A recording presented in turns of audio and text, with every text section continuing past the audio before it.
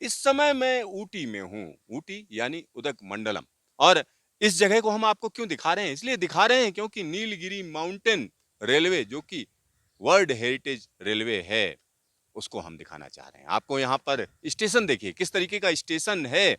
यह स्टेशन आप देख सकते हैं। और यहाँ पर जो रेलगाड़ियों की आवाजाही जो शुरू हुई थी पैसेंजर ट्रेनों की, वो 1899 में शुरू हुई थी। आप सोचिए, 125 साल से ज्यादा वक्त हो चुका है इस जगह पर ट्रेनों की आवाजाही को लेकर। और यहाँ पर एक और बड़ी बात मैं आपको बताना चाहूंगा, रेलवे इंजीनियरिंग का ये जबरदस्त उदाहरण है, क्योंकि उदगमंडलम की जो ऊंचाई है समुद्र तल से, अगर हम उसकी बात करें तो 2200 मीटर से ज्यादा है। नीलगिरी माउंटेन का ये हिस्सा है।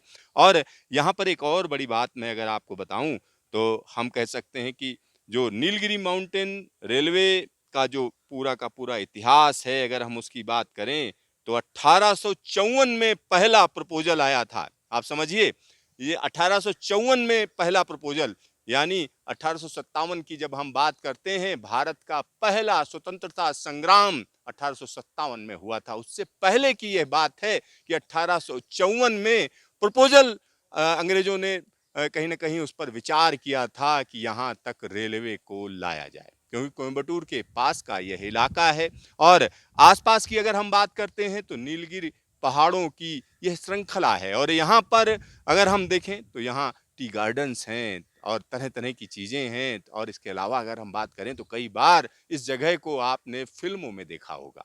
तो आज हम आपको दिखा रहे हैं कि world heritage railway Nilgiri mountain की जिसकी हम बात कर रहे हैं। आइए आपको हम दिखाते हैं। यहाँ पर एक और खास चीज है, यहाँ पर एक पुराना इंजन प्रदर्शित किया गया है। पुराना रेल इंजन है ये, स्टीम से चलने वाला रेल इंजन है जिसको यहाँ पर प्रदर्शित किया गया है। और यहाँ जब हम बात करते हैं इस तरीके की हेरिटेज की, तो आपको मैंने कई बार इस तरीके के इंजन दिखाए हैं।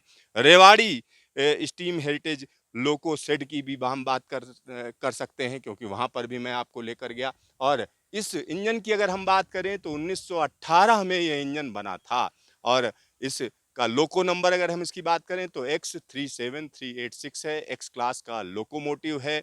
और ये स्विस लोकोमोटिव है, और Swiss locomotive and machine work जिसने इसको बनाया था। और जो गेज है, अगर गेज की बात करें तो मीडियम गेज है। सदर्न रेलवे जोन के तहत नीलगिरी माउंटेन रेलवे आती है। और इसको हम कह सकते हैं कि कुन्नूर और मेट्टुपालयम के बीच में लगातार चलाया गया। लंबे समय तक यह इंजन चला है। 2016 यानी कुछ ही साल पहले इसको यहाँ से हम कह सकते हैं कि सर्विस से बाहर किया गया। तो यह यात्रा हम आपको दिखाएंगे। हम आपको दिखाएंगे उदगमंडलम से लेकर सीधा सीधा कुन्नूर तक का सफर दिखाएंगे।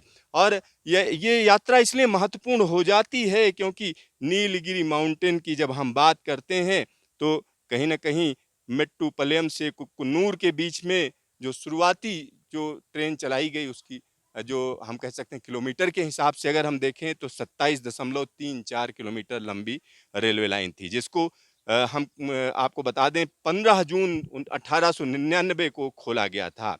और उसके बाद कुन्नूर से फर्न हिल तक जो रेलवे लाइन है उसको हम कह सकते हैं कि 15 सितंबर 1908 में खोला गया। और उसकी जो लंबाई थी 17.48 किलोमीटर थी। और फर्न हिल से लेकर उदगमंडलम तक की जो लंबाई है, अगर हम उसकी बात करें तो 1.79 किलोमीटर लंबी यह रेलवे है, जिसको 15 अक्टूबर 1908 को खोला गया था। यानी यह जगह जहां पर मैं खड़ा हूं, यह 15 अक्टूबर 1908 से लगातार ट्रेनों की आवाजाही देख रही है। और यहाँ इस पूरे के पूरे ट्रैक की अगर हम बात करें तो इसमें 16 सुरंगें हैं। यानी नीलगिरी माउंटेन में 16 सुरंगें बनाई गई थी। साथ ही साथ यहाँ पर 257 ब्रिजेज, यानी इस पूरे के पूरे जब ट्रैक की बात करते हैं तो 257 ब्रिजेज हैं, 209 कर्व्स हैं मेट्टुपालयम से लेकर उदगमंडलम तक।